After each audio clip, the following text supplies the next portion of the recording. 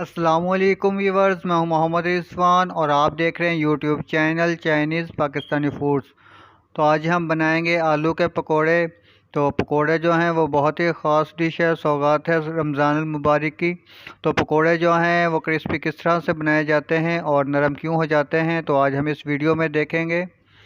तो पकोड़े बनाना शुरू करते हैं। सबसे पहले यहाँ पर हमने जो है आलू लिया है और उसको अच्छी तरह से धोकर गोल स्लाइस में काट लिया है बारीक, और इस तरह से अब लंबाई में काट कर एक बॉल में डाल देंगे। और उसके बाद सब्ज़ धनिया चॉप करेंगे 1 से 2 टेबल स्पून, और उसके बाद सब्ज़ मिर्चें चॉप करेंगे 2 से 3 अदद। अच्छी तरह से बारीक कर लेंगे इनको भी और शामिल कर देंगे। यहाँ पे हम एक दरमियाने साइज़ का प्याज काटेंगे स्लाइस में और इसको भी बॉल में डाल देंगे। तो यहाँ पे हम इसके अंदर शामिल करेंगे मैदा 2 टेबल स्पून, और उसके बाद 2 कप बेसन डालेंगे इसके अंदर। तो मैदा डालने से जो है वो पकौड़ों का कलर जो है वो बहुत अच्छा आता है, काले नहीं होते हैं। और उसके बाद हमने बेसन डाल दिया है और यहाँ पे हमने डाला है अनारदाना 1 टेबल स्पून, और 1 टेबल स्पून ही हमने कुटी मिर्च डालनी है, और 1 टेबल स्पून जो है वो डालना सफ़ेद ज़ीरा, और 2 टेबल स्पून डालेंगे सूखा धनिया डाला है। आप चाहे तो कूट कर डाल दें, मैंने साबुत डाला है। तो यहाँ पे जो है बेसन और मैदा मैंने एक साथ डाल दिया है। और आपने क्या करना है, अगर आपको बहुत ज़्यादा क्रिस्पी पकौड़े चाहिए तो आपने बेसन और जो मैदा है वो नहीं डालना है, नमक डालना है साथ ही।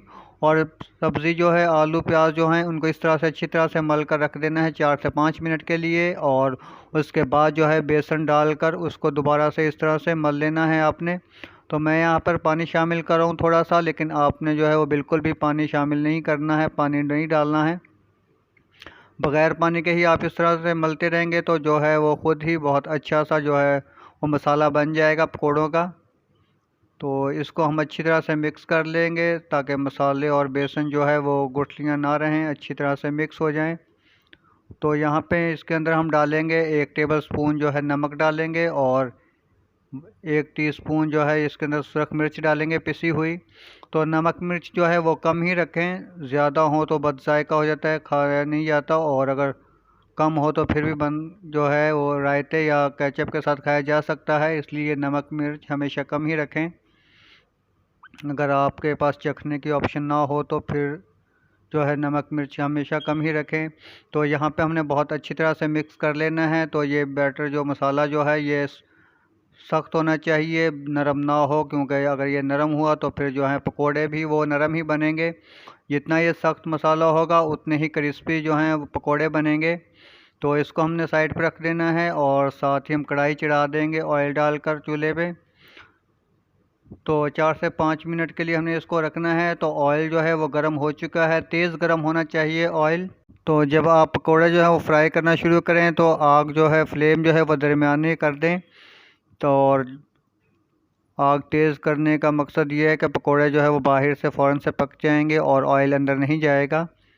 अगर आप ठंडे ऑयल में पकोड़े डालेंगे तो अंदर चला जाएगा ऑयल और वह पकोड़े जो हैं वो ऑयली बनेंगे। तो फ़ौरन से आपने चम्मच जो है नहीं हिलाना है। जब इस तरह पकोड़े ऊपर आ जाएंगे तो आपने इनको उलट पलट करके तकरीबन 5 से 6 मिनट तक इनको फ्राई करना है, या गोल्डन ब्राउन होने तक। तो पकोड़े जो हैं वो हमारे फ्राई हो चुके हैं और कलर जो है वो बहुत ही खूबसूरत कलर आ चुका है।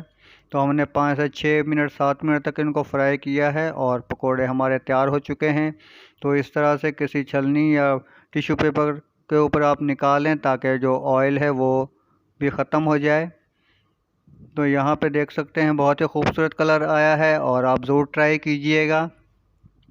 तो उम्मीद है वीडियो आप लोगों को पसंद आई होगी। तो वीडियो को लाइक करें और चैनल को सब्सक्राइब करें और अपने फ्रेंड्स एंड फैमिली के साथ ज़रूर शेयर कीजिएगा। तो मिलते हैं एक और अच्छी सी नई वीडियो के साथ। वीडियो देखने का बहुत शुक्रिया। अल्लाह हाफ़िज़।